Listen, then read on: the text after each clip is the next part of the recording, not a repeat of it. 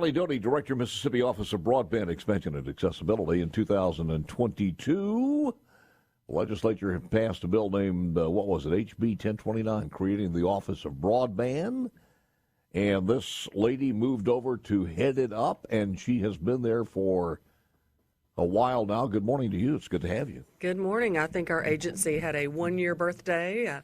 The bill was signed, on April 13th, I think, in 2022. But I moved over from the public utilities staff July 1, and we really got things going July 1. So we've had a busy first few months, first year.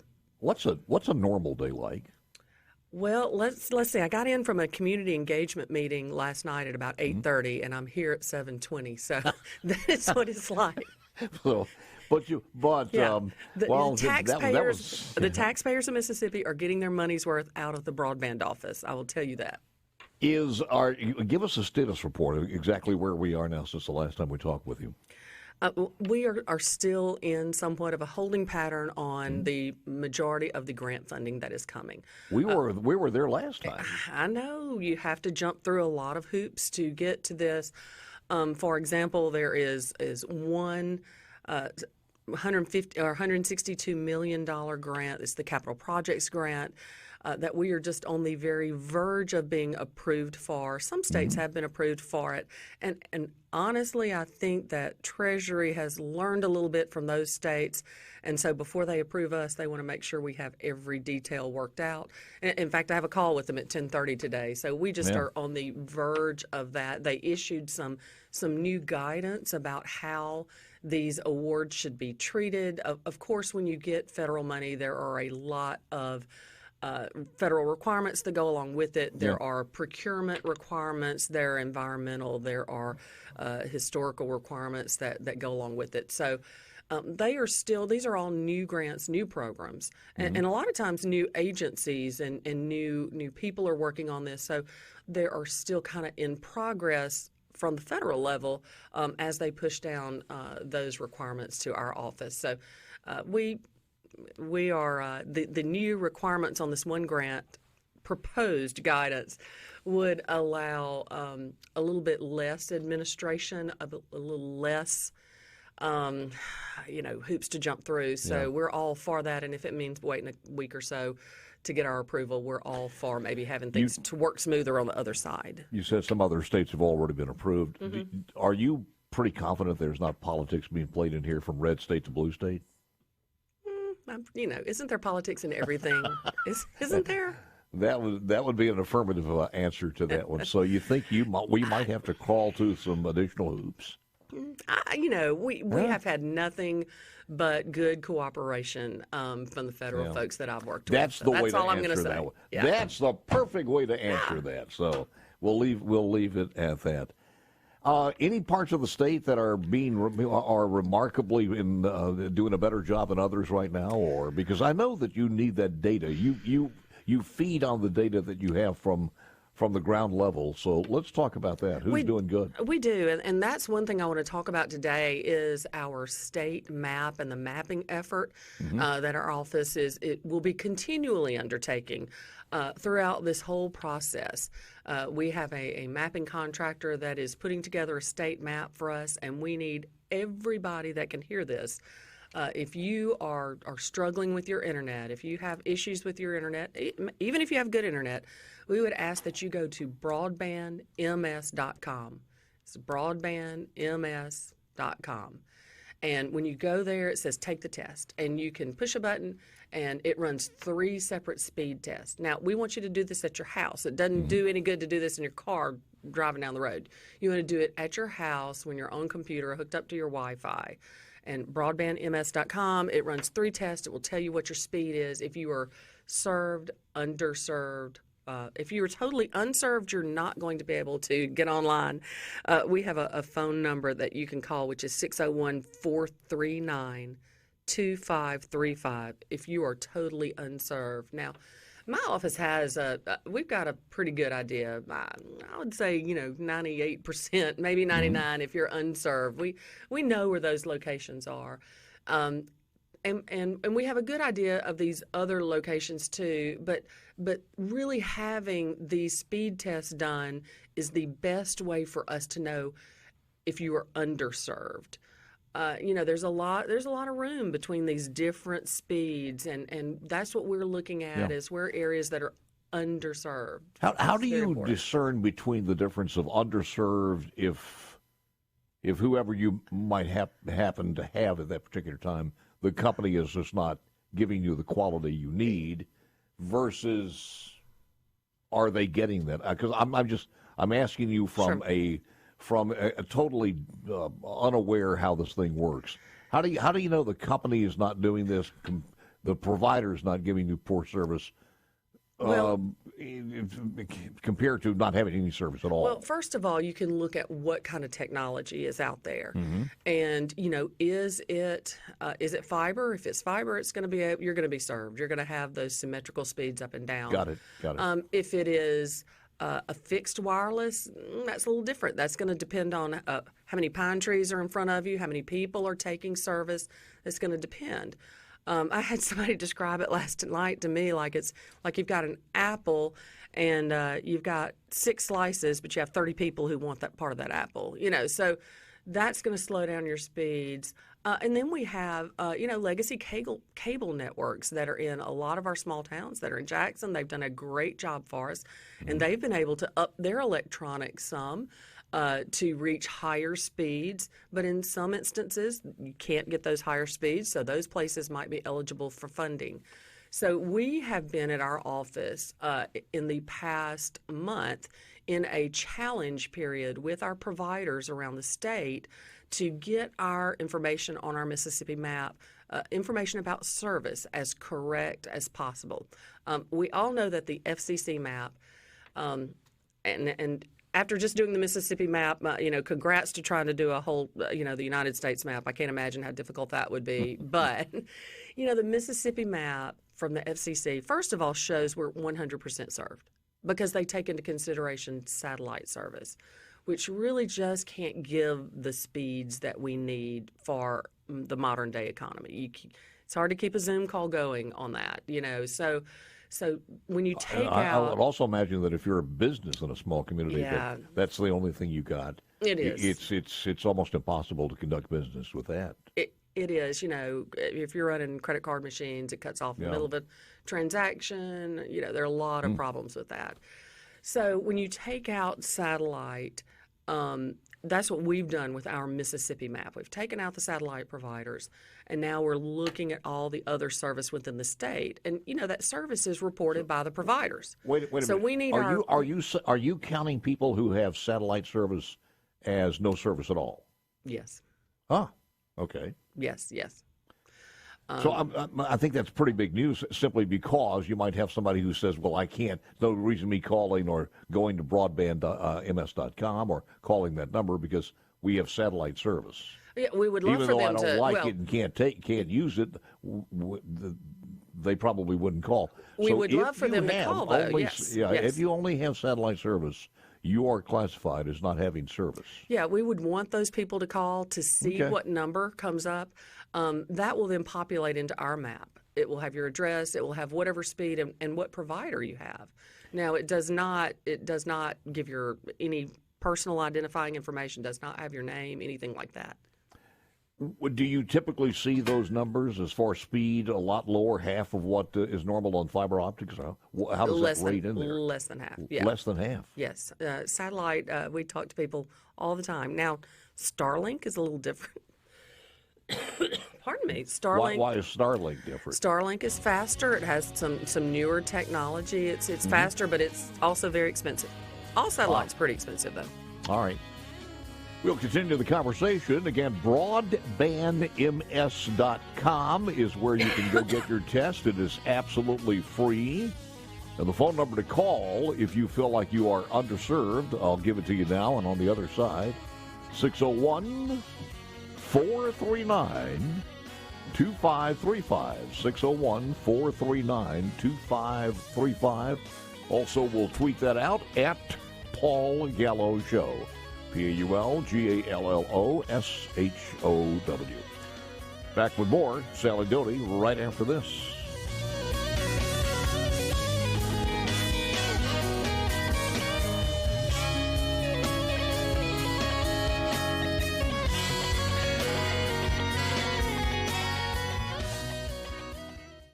Sally, do you remember Edie Gourmet? I'm afraid I do not. Then you wouldn't know who her husband would be. No. Sorry, can't help you on that one. I don't blame you for saying I don't remember. Sorry. Oh, well, she was with Steve Lawrence and Edie Gourmet back, a duo. I think it was 1843 in the Flintstones had just moved into a new apartment. Back with Sally Doty, Director, Mississippi Office of Broadband Expansion and Accessibility. And we were talking about the broadband and also the delivery of the service to satellite. Anything else on that one that you want to mention? Not really. I do want to answer your question. We got off talking about mapping, but I wanted to answer your question about projects that are going on in Mississippi. And we do have a couple that have started construction. We're administering a $32 million smaller grant. I can't believe I'm saying that's small, but with the ones that are coming, it is a little bit smaller. But we've had construction that is beginning, I think, next week in Coahoma County. We're going up there for a groundbreaking. We've got a project down in Collins. Wait a minute, let's go back. Sure. Well, how does that manifest itself on the ground? What are we talking about? Putting in the towers? They're or putting what? in fiber. And I think actually putting in fiber. It is. And who's doing that? Providers. So all of these grants are going out to providers. The grants will be done on a competitive grant basis. And we have a whole formula for doing that we are working on and refining as we go forward. But Coahoma County is a provider named Uplink up there that really has been a great partner and has worked so hard in the community. I think they might be using a combination of some fiber and some towers to push that out a little farther because you know that area up there is a bit sparsely populated. So we want to be as economical as possible with this money. So in areas where this would be in the county itself, not in the city of Clarksdale, but in the Coahoma County? I think it's in Coahoma County. I'm not exactly sure. In areas that are the municipalities within some of these areas, I'm just thinking because if you fall outside the purview of the Electric Power Association, but you're in a small community itself and they don't have a C Spire or an AT&T or whatever, what do they do? So there are all sorts of different providers throughout the state of Mississippi. There's some small telephone companies that provide. There are cable companies. And all of these groups will be eligible if service is below a certain level. All of these companies will be eligible for this federal funding, and we would look forward to helping them upgrade their service. Because what's going to happen is pretty soon our rural areas are going to have much faster internet than our small towns. With the fiber build-out that's gone on through the co-ops and different areas. It reminds me of a Jerry Clower cut when we were talking about, the cable system in a small town having all those channels more than in the big city. Yeah. It's kind of a repeat on that one, to be honest with you. It is. Well, with everything going on and the pandemic, certainly when we talked about this the last time you were on, the pandemic kind of pushed us ahead by leaps and bounds. Certainly with distance learning with the kids, and that's not going anywhere. I mean, and we still do have a lot of people who are working from home, as you well know. I think our work environment is different now. You might go into the office 3 days a week and work from home a couple, or, we all now work 24/7, right, with email and different things. You can take a meeting at night if you need to. So, that is what is different. We've been able to push information down. Our cable companies have been doing that for years, giving us all sorts of things on our TV. But now it is the ability to push information back up.